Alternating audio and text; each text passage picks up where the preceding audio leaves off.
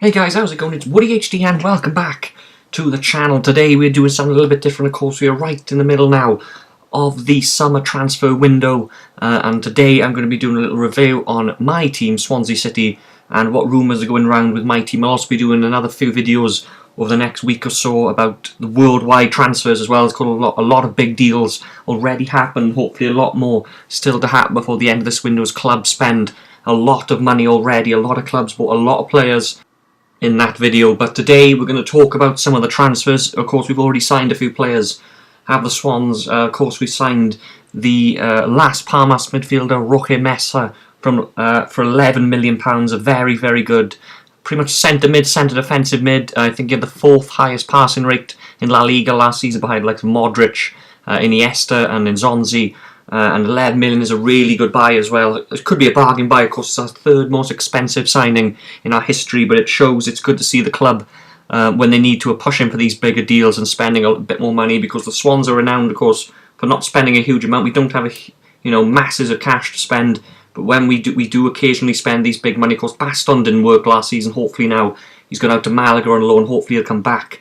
His price will rise and he'll become a very good striker.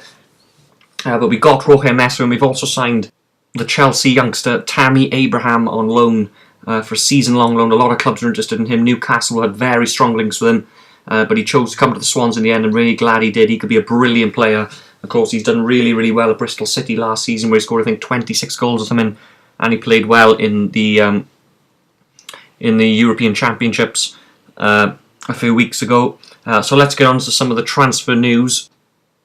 And this is probably the biggest story of the entire summer for the Swans. This is a massive, could be a massive deal. Gylfi Sigurdsson, arguably the Swans' best player last season, arguably their most talented player. Of course, I think it was 11 goals and 13 clean sheets last season for Gylfi Sigurdsson. There's been a huge amount of interest from his former club Spurs, from Leicester, and particularly from Everton, who've spent a lot of money and looking to sign him.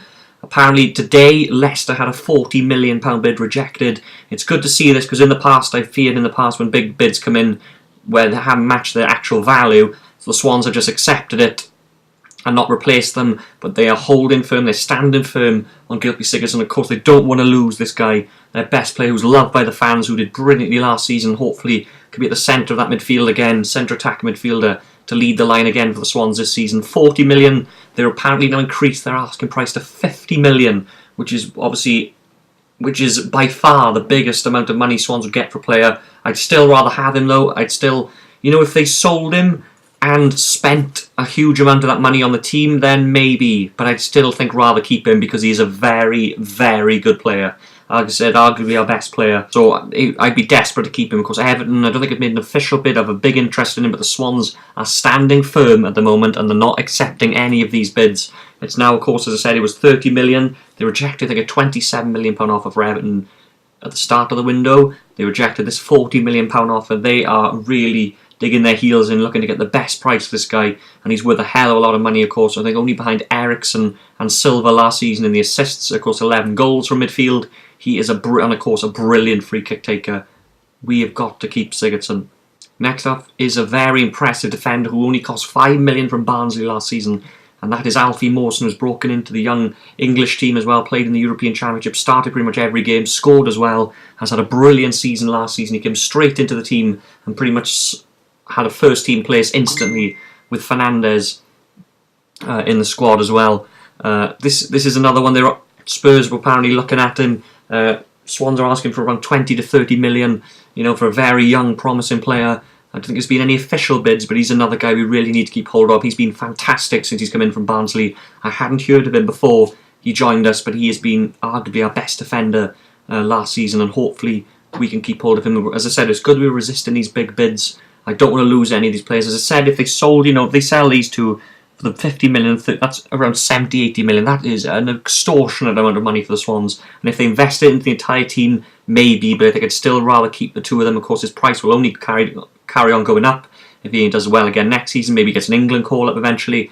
Hopefully we can keep Morrison and Sigurdsson, and also keep this man, Fernando Llorente. Of course, I think he broke his arm a few weeks ago, so he'll probably likely miss the start of the new season. Chelsea are the team hovering around him at the moment.